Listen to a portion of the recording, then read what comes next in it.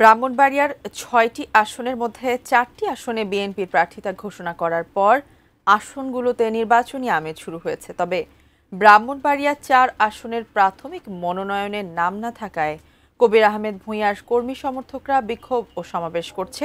বিস্তারিত জানাতে আখাউড়ার সড়ক বাজার থেকে সরাসরি যুক্ত হচ্ছেন পূর্বাঞ্চলীয় ব্যুরো প্রধান পীযূষ কান্তি আচার্য। পীযূষ, আমাদের জানান যে এই যে বিক্ষোভ ও সমাবেশ চলছে, সেখানে আসলে কি অবস্থা এখন এবং কোন পর্যায়ে দাঁড়াতে পারে সর্বশেষ? ধন্যবাদ শিবু।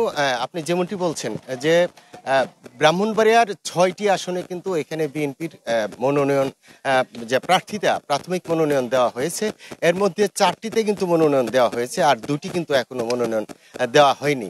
এবং এই ৪টির মধ্যে বিশেষ করে ২টি আসনে ব্রাহ্মণবাড়িয়া ৪ এবং ব্রাহ্মণবাড়িয়া ৫ দুটি আসনে কিন্তু প্রাথমিক প্রার্থিতা নিয়ে একটু অসন্তোষ রয়েছে। আমি এখন আছি ব্রাহ্মণবাড়িয়ার আখাউড়ায় সড়ক বাজারে। এই সড়ক বাজারে কিছুক্ষণের মধ্যেই কিন্তু যে একটি প্রতিবাদ সমাবেশ এবং বিক্ষোভ হবে।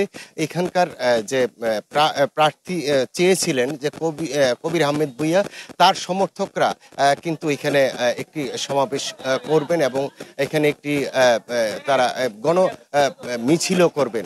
আপনি জানেন যে এই ব্রাহ্মণবাড়িয়া এই ৪ আসনে অর্থাৎ কসবা আখাউড়া আসনে কিন্তু এখানে প্রাথমিকভাবে মনোনয়ন দিয়েছেন সাবেক সচিব এবং সাবেক এমপি মুশফিকুর রহমানকে, এবং তিনি একজন বর্ষিয়ান কিন্তু রাজনীতিবিদ।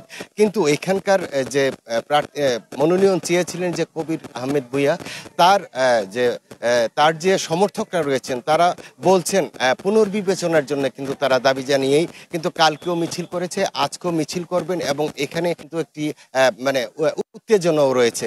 তো আমরা আসলে পরবর্তী খবরে জানাতে পারবো আসলে এই যে মিছিলটি হবে এবং সমাবেশ হবে কি হয়, এই বিষয়টি কিন্তু আপনাকে পরের খবরে আমরা জানাতে পারবো। তো শিমু, এই ছিল আমার কাছে আখাউড়া থেকে নির্বাচনী আমেজের সর্বশেষ খবর।